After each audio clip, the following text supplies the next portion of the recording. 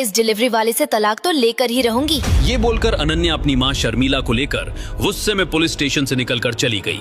Advocate अनुपम कुछ सोच ही रहे थे कि तभी उस पुलिस स्टेशन का पूरा माहौल ही बदल गया। बाहर का नजारा देखकर सबके होश उड़ गए। अचानक सामने से गाड़ियों का काफिला आया और उसमें से गन लेकर उतरे काले कपड़े पहने गार्ड्स ने पूरे थाने को घेर लिया। हर किसी पुलिस वाले की कनपटी पर बंदूक लगी थी। ये देख वो इंस्पेक्टर डरते हुए बोला,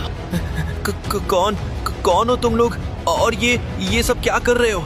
जानते भी हो कि तुम लोग थाने के अंदर हो। इस तरह तुम लोग कानून को अपने हाथ में नहीं ले सकते। इंस्पेक्टर इतना बोला ही था कि तभी उस पुलिस स्टेशन के अंदर जिस इंसान की एंट्री हुई उसे देखकर वहां खड़े हर पुलिस वाले के पसीने छूट गए, जबकि वकील अनुपम के चेहरे पर एक कुटिल मुस्कान आ गई। अनुपम ने एक कुर्सी अपनी तरफ खींची और पैर पर पैर रखकर अपनी सिगरेट जलाई और आराम से सारा नजारा देखने लगा। मुझे पता था अपने राजा को लेने वजीर को तो आना ही था। लो आखिरकार आ गया अकरम। देश के सबसे बड़े माफिया अकरम को अपने सामने देखकर मानो सबको सांप सूंघ गया। अकरम किसी से बिना कुछ बोले ही सीधा अभिनव के सेल की तरफ गया और अभिनव को देखकर खुश होते हुए बोला, टाइगर, घर चलने का वक्त आ गया।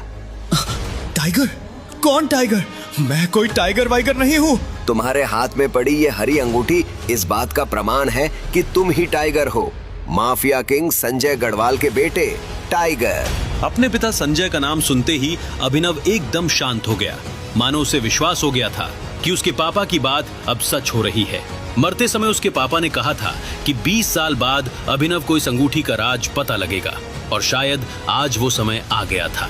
अभिनव अकरम से बिना कुछ बोले उसके साथ चलने के लिए तैयार हो गया, लेकिन तभी अकरम ने अपनी पिस्तौल निकाल ली। ये पिस्तौल क्यों निकाली है? मैं तुम्हारे साथ चलने के लिए तैयार हूँ। डोंट वरी टाइगर, ये तो तुम्हें आजाद करने के लिए है। अकरम ने गोली चलाकर उस लॉकअप का ताला तोड़ दिया और बिना किसी की परवाह किए अभिनव को अपने साथ ले गया।